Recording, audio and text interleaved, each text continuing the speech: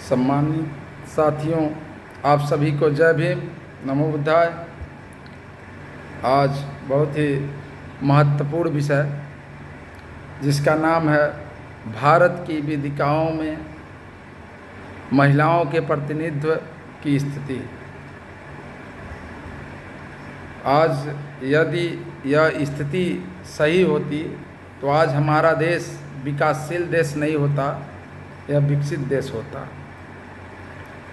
क्योंकि भारत देश जब से आज़ाद हुआ है तब से आज तक इस देश को विकासशील देश के नाम से ही जाना जाता है। लेकिन साथ में सोचने की ज़रूरत है कि हमारे बाद बहुत सारे ऐसे देश जो आज़ाद हुए आज विकसित देश में शामिल हैं। आखिर क्यों शामिल हैं? तो इसका कारण यह है कि वहाँ पर महिलाएं कदम से कदम मिला करके साथ चलने का कार्य करती हैं। चाहे किसी भी क्षेत्र में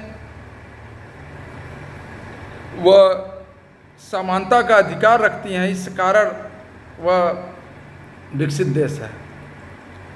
जैसे अमेरिका हुआ, जापान हुआ, जर्मनी हुआ, दक्षिण कोरिया हुआ, ये सब देश विकसित देश हैं।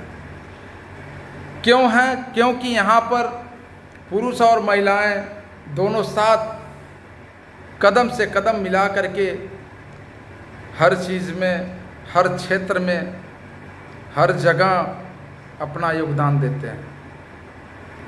और भारत में क्या है कि भारत में जो महिलाएं हैं वह सिर्फ गृहिणी ही बन करके रह गई हैं। यानी कि भारत की जो महिलाएं हैं वह किसी क्षेत्र में, या हम कह सकते हैं कि चाहे राजनीतिक क्षेत्र हो, चाहे सामाजिक क्षेत्र हो, सभी में उनको रोका गया है। यदि राजनीतिक क्षेत्र में महिलाओं को पुरुष के जैसे समान अधिकार दिए जाएं तो हमारा देश उस विकसित देशों की श्रेणी में आ सकता है। फिलहाल भारत में लगभग 5 से 6% महिलाएं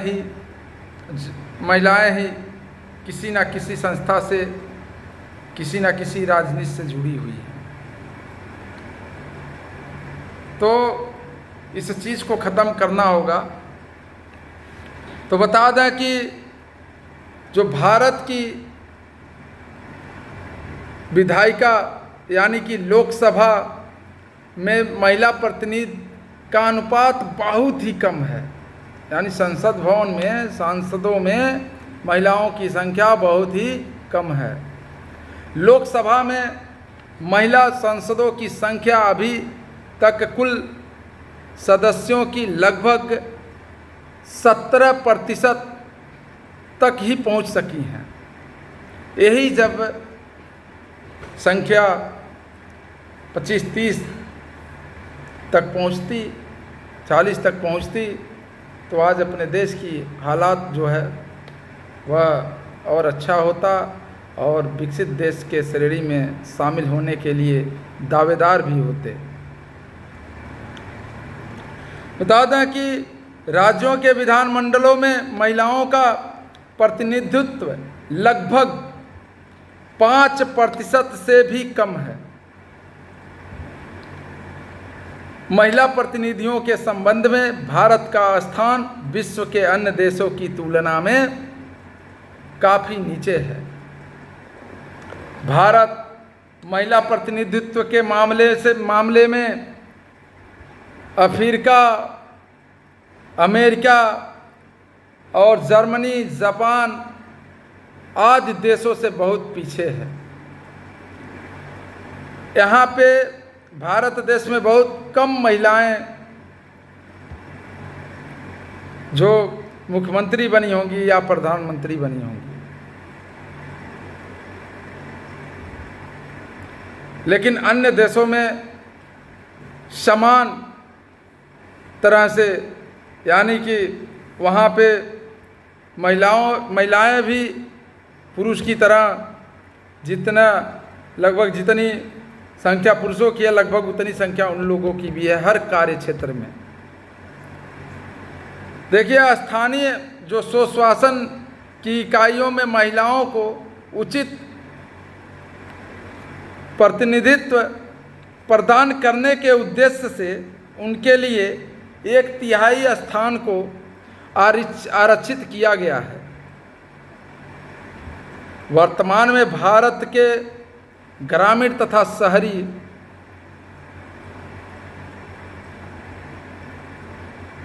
स्थानीय निकायों में निर्वाचित महिलाओं की संख्या हजारों में है। महिला संगठनों की यह मांग है कि संसद तथा राज्य विधानमंडलों में भी महिलाओं के लिए 1/3 स्थान आरक्षित किए जाएं। संसद में इस संबंध में एक विधेयक भी पारित या प्रस्तुत किया गया था, परंतु